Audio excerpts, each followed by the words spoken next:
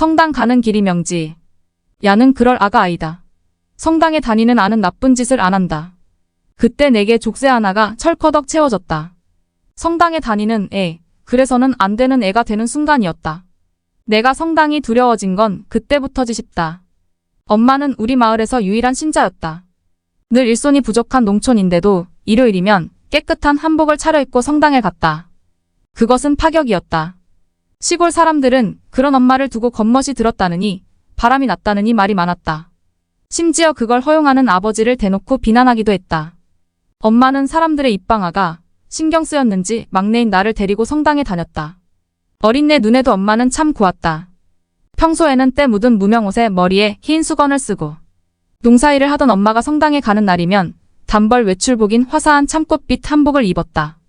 동백기름을 발라 차르르 윤기나게 쪽 찐 머리는 담벼락에 붙은 영화 포스터의 최은희 배우보다 예뻐 보였다.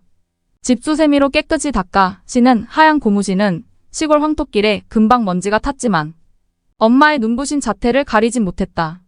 주일 아침이면 엄마는 잠도 덜 깬 내게 그중 깨끗한 옷을 골라 입히고 머리를 빗겼다.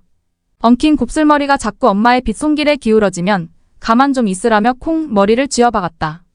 이것도 내가 성당에 가기 싫은 이유 중 하나였다. 성장을 한 엄마가 내 손을 잡고 길을 나서면 일찍부터 논밭에서 일하던 마을 사람들이 허리를 펴고 쳐다보았다. 어떤 이는 성당 가는겨 하며 아는 체를 하고 어떤 이는 입을 삐죽거렸다. 하지만 엄마는 당당했다.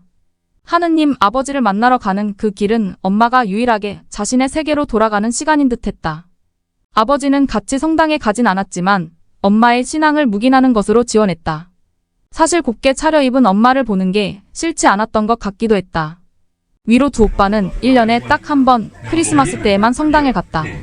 주일만 되면 엄마가 성당에 가자고 할까봐 일찌감치 내빼던 오빠들이 그날은 군소리 없이 따라 나섰다. 성당에서 빵과 선물을 주는 아기 예수님의 탄신일이기 때문이다. 성가를 모르는 오빠들은 남들이 성가를 부를 때 자신들은 애국가를 불렀다면서 돌아오는 길에 엄마 몰래 키득댔고 나는 잽싸게 엄마에게 일러 바쳤다. 하지만 엄마는 빙그레 웃을 뿐 오빠들을 야단치지 않았다. 그때도 오빠들이 그랬다. 성당에 다니는 애가 그러면 못 쓴다고.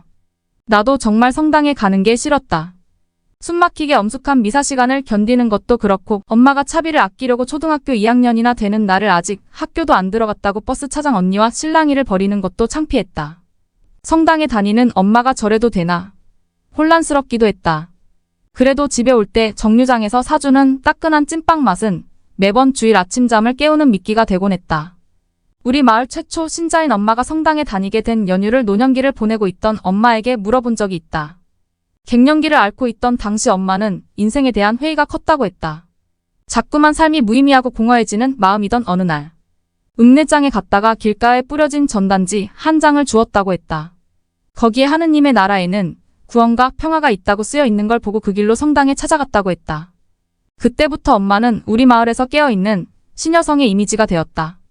우리 마을에는 아들을 바라며 딸만 7을 내리나온 종말이네가 있었다. 어느 날 종말이 엄마가 엄마를 찾아와 아주 조심스럽게 성당에 가서 기도하면 아들을 낳을 수 있을까를 물었다. 엄마가 뭐라고 대답했는지 나는 모르지만 종말이 엄마는 그 다음 주일부터 엄마를 따라 성당에 다녔다. 성당에 나가고도 8번째 또 딸을 낳자 종말이 엄마는 더는 성당에 나가지 않았다. 나와 동갑내기인 종말이는 또래보다 좀 늦대던 아이여서 아이들에게 놀림을 받기도 하고 고무줄 놀이나 공치기도 잘하지 못해 아이들이 끼워주지 않았다. 그날도 우리는 하교길에 가위바위보로 책가방 들어주기를 했는데 종말이가 지는 바람에 4개의 가방을 다 들게 됐다. 사실 우리는 종말이가 꼴찌를 할 것이란 걸 잘 알고 있었다. 언제나 한 박자 늦는 종말이는 이런 게임에서 늘 술래가 되었다. 다른 놀이에는 끼워주지 않던 아이들도 가방 들기 게임에는 꼭 종말이를 끼워주었다. 우리는 종말이에게 가방을 모두 떠맡겨놓고 가뿐한 몸으로 강가로 먼저 뛰어가 물장난을 치며 놀았다. 그날따라 떼약볕에 무더위가 기승을 부리는 날이었다. 종말이는 한참 후에야 강가에 다다랐다. 얼굴이 백지장처럼 하얘진 종말이는 우리 앞에 가방을 던지다시피 놓고는 땅바닥에 털썩 주저앉았다. 우리는 종말이에게 물을 끼얹으며 장난을 쳤다. 하지만 기진맥진한 종말이는 그 물을 고스란히 다 뒤집어 쓴 채 꼼짝 않고 앉아 있었다. 다음날 종말이는 학교에 오지 못했다.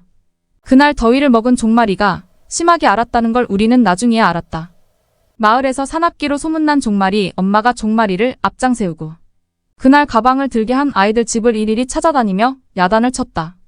마지막으로 우리 집에 당도한 종말이 엄마는 잔뜩 겁먹은 내 앞에서 오히려 종말이를 나무라며 야는 그럴 아가 아니다. 야는 성당에 다니는 아라 그런 나쁜 짓은 안 한다 하고는 그냥 돌아서 갔다. 어리둥절한 건 나뿐이 아니었다. 엄마 손에 이끌려가며 뒤돌아보던 종말이의 눈빛에 가득한 억울함을 나는 지금도 잊을 수가 없다. 나는 그런 애가 아니다. 아니어야 했다. 그날 종말이 엄마가 채워준 족쇄는 오빠들이 채운 족쇄와는 그 무게가 달랐다. 나는 그때부터 평생 착한 아이 콤플렉스에 시달려야 했다. 그것은 지킬 수 없는 금단의 열매여서 언제나 나를 미혹에 시달리게 했고 정체성의 혼란을 느끼게 했다. 그런데 우연히 이걸 극복하는 계기가 생겼다. 취미로 화실에서 그림을 그렸는데 어느 날 자화상을 그리다 문득 깨달아지는 것이 있었다. 페르소나, 그림자, 가면, 인간의 두 얼굴. 인간이 가진 얼굴이 어찌 두 개뿐일까? 생각해보니 내 안에는 셀 수 없이 여러 얼굴이 있었다. 맞다. 나는 그럴 애이기도 하고 그렇지 않을 애이기도 했다. 그래, 그 모두가 나였다. 무엇이 문젠가? 그게 인간인데, 나라는 인간인데, 그래서 그 부족함 때문에 오늘도 돌아보고 뉘우치고 속죄하고 있지 않은가? 나는 자화상에다 당당하게 두 얼굴을 그렸다.